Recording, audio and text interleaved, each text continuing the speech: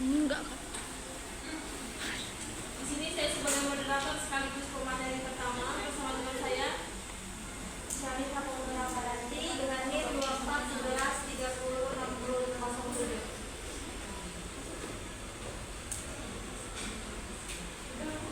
Baik, pada kesempatan kali ini kami akan mempresentasikan tentang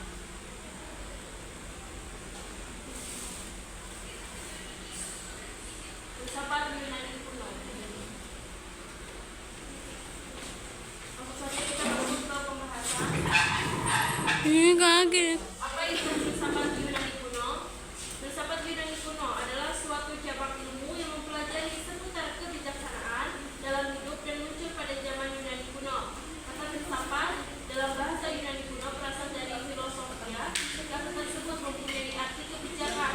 Selain itu ada pula kata filosofi yang berarti mencintai keadilan. Selanjutnya kita masuk ke tokoh-tokoh filsafat Yunani kuno. Yang pertama ada Thales. Ininya enggak kan? Seorang filsuf Yunani kuno dari Miletus yang hidup pada abad ke-6 sebelum Masehi. Filsuf Thales dikenal karena mengusulkan bahwa air adalah prinsip dasar Ininya enggak di alam semesta dan dia mencoba menciptakan teori yang akan menjelaskan dunia alami. Oleh karena itu, ia menjelaskan peristiwa biologis dan astrologi. Thales juga seorang filsuf yang mendirikan mazhab filsafat alam semesta. Yang kedua kita masuk ke Anaximander. Anaximander juga dikenal sebagai Anaximandros, adalah seorang filsuf pada zaman Yunani kuno yang lahir sekitar tahun 610 sebelum Masehi dan meninggal sekitar 526 sebelum Masehi. Anaximandros adalah seorang filsuf dari mazhab Miletus dan merupakan murid dari Thales. Anaximandros adalah filsuf pertama yang meninggalkan bukti tulis berbentuk prosa, tetapi dari tulisan Anaximandros hanya satu fragmen yang masih tersimpan hingga kini. Oke, yang ketiga Parmenides. Parmenides adalah seorang filsuf dari mazhab Elea. Arti nama Parmenides adalah terus stabil atau bisa disebut juga penampilan yang stabil.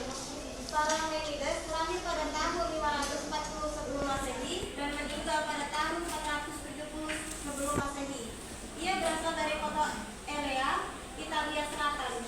Ia berasal dari keluarga yang kaya dan terhormat di Elea. Parmenides yang juga menyusun suatu konstitusi untuk Elea. Ia merupakan murid dari Xenophanes, namun tidak mengikuti pandangan dulunya. Lalu yang keempat itu ada Zeno. Zeno dari Citium adalah seorang filsuf Yunani kuno yang hidup sekitar tahun 334 sampai 262 sebelum Masehi. Ia dikenal sebagai pendiri dari aliran Stoicisme yang menjadi salah satu aliran paling besar di dunia barat. Zeno lahir di Citium, sebuah kota di Pulau Siprus pada sekitar tahun 334 sebelum Masehi. Ia berasal dari keluarga kaya. Di Athena, Zeno belajar di bawah bimbingan beberapa filsuf terkenal. Ia belajar dari Thales dari Thebes, seorang filsuf sinik yang mengajarkan pentingnya hidup sederhana dan tidak bergantung pada kemewahan. Selain itu, Zeno juga belajar dari Stilpo dan Xenocrates dari aliran Megarian dan Platonisme. Yang kelima adalah yang bernama Pythagoras. Pythagoras adalah seorang ahli filsafat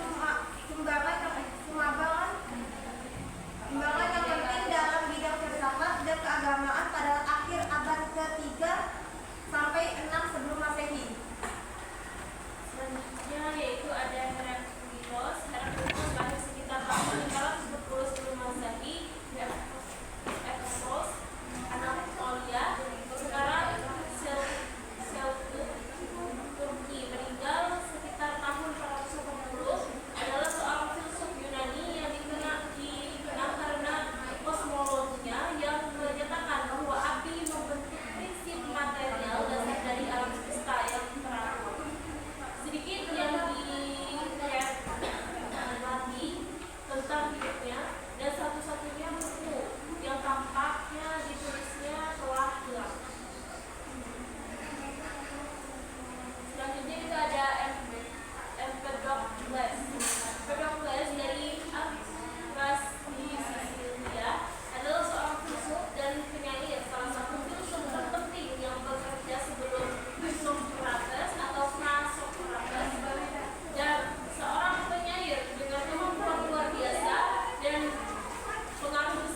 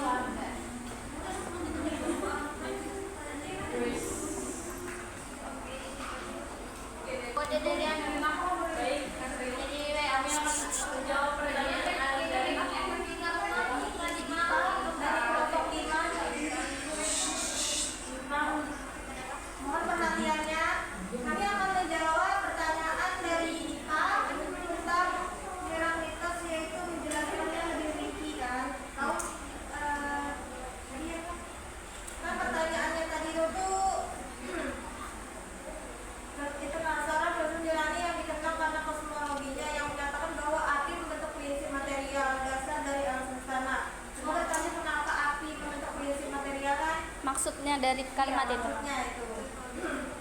Karena tidak ada satupun hal di alam semesta yang bersifat tetap atau permanen. Karena Heraklitus mengklaim bahwa manifestasi penting dari logos adalah hubungan mendasar antara hal-hal yang berlawanan. Misalnya kesehatan dan penyakit saling mendefinisikan dari zaman, panas dan dingin, dan hal-hal yang berlawanan lainnya saling terkait dengan cara yang sama. Sudah, terima kasih. Selanjutnya saya menjawab pertanyaan dari Rika, yaitu mengapa pada zaman Yunani kuno dipandang sebagai zaman keemasan filsafat? Karena pada zaman dahulu setiap orang mempunyai kebebasan dalam mengutarakan gagasan dan argumentasinya, dan Yunani dianggap sebagai budak pengetahuan dan filsafat yang berlipat ganda pada masa itu. Oke, bagus. Terima kasih. A plus. Oke, yang ketiga dari Reva, pertanyaannya mengapa Yunani kuno memiliki banyak filsuf? Itu karena pada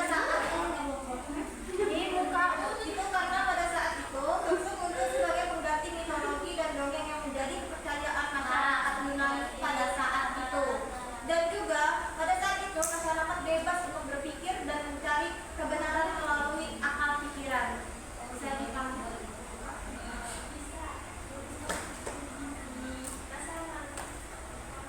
Selanjutnya kita masuk ke ice breaking. Yeay, kita ice breaking. Yeay. Nggak tahu badanmu ke. Berdiri enggak nih? Sabar ya.